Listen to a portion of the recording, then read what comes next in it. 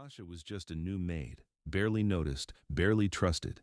But when she found the billionaire's daughter barely breathing, with no staff around and the mansion silent, she panicked. No calls were going through, no help was coming. So, she did the unthinkable. She broke into his locked office, grabbed the car keys and a bundle of cash, and sped off with the girl.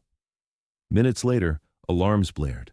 Security tracked her down, pinned her in the hospital, and arrested her. But then, the doctor pulled Gregory aside, and what he said left the billionaire frozen in place. What happened next stunned everyone watching. Tasha Briggs didn't enter the Lancaster mansion like a storm. She came quietly, a soft knock nobody answered right away. It had only been 3 days since she was hired. No one asked about her cracked knuckles or the way she tied her shoes tight. They simply handed her a mop, gave her a corner bedroom, and kept moving. The Lancaster estate was a fortress of white pillars and glass walls. The gates didn't just keep danger out, they kept stories like hers out too. Gregory Lancaster, the man who owned it all, never spoke to staff unless they were holding something expensive or breaking something more. To him, life was business. Emotion was a liability. Then there was his daughter, Vivian.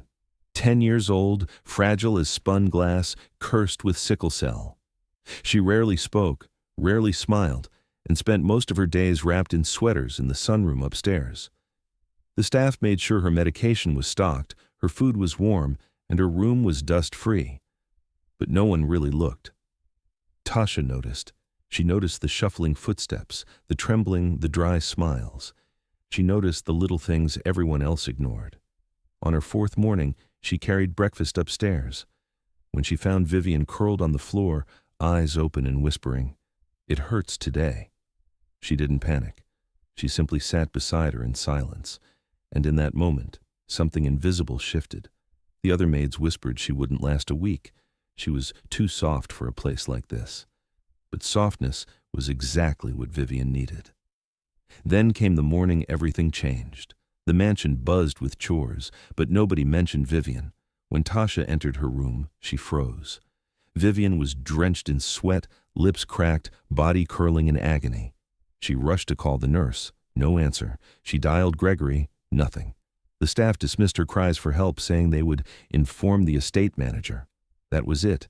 No urgency, no heart. Tasha ran to the one place she wasn't allowed, Gregory's locked office. She had seen the key in the basement before, labeled "Do Not Remove." She removed it anyway. Inside, she found the Tesla keys and a stack of cash. She scooped Vivian into her arms and bolted. Security cameras lit up, alarms screamed, but she didn't stop. The Tesla roared down the driveway, and moments later, security SUVs were chasing her. Still, she drove like her life depended on it, because it did. At the hospital, she carried Vivian inside and shouted for help. Doctors rushed her into emergency care. When they asked who she was, all she could say was, "I'm the maid." Moments later, security stormed in. They didn't thank her. They arrested her.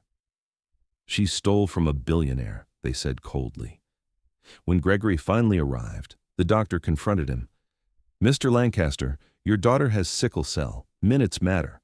If that young woman hadn't brought her here when she did, your daughter would have died. Not your staff, not your security systems, her. She saved her." For the first time, Gregory had no words. Down the hall, Tasha sat in cuffs, silent, not pleading, not crying. Gregory walked in alone, unlocked her cuffs himself, and said quietly, "Come with me. She's asking for you." Inside the hospital room, Vivian's face lit up when she saw Tasha. Her tiny voice whispered one word, "Tasha." That evening, Gregory stood before cameras on his estate. Beside him stood Tasha, no longer in a maid's uniform, but in a simple gray dress. Reporters leaned forward, waiting. "My daughter nearly died last night," Gregory began, "and the only reason she is alive is because of the woman standing beside me.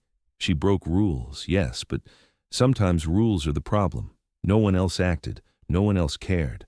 Tasha Briggs did what I could not, and the world should know her name." Then came the shock. He announced Tasha would never work as a maid again. Instead, She would oversee the family's medical outreach foundation with a trust fund in her name. Inside the mansion, whispers turned to awe. Tasha wasn't just staying, she was in charge. And for the first time in her life, she wasn't walking on eggshells, she was walking on her own ground. Vivian recovered slowly, but stronger each week. Every laugh she gave filled the halls with life again. They had called Tasha just a maid, but she became the woman who rewrote the rules, and the billionaire who once didn't see her was the first to stand beside her when the world finally did. Sometimes, the people we overlook are the ones who save us. Tasha wasn't just a maid, she was a hero. And the next time you're tempted to judge someone by their position, remember what this maid risked and what she became. Because real heroes don't wait for permission, they act.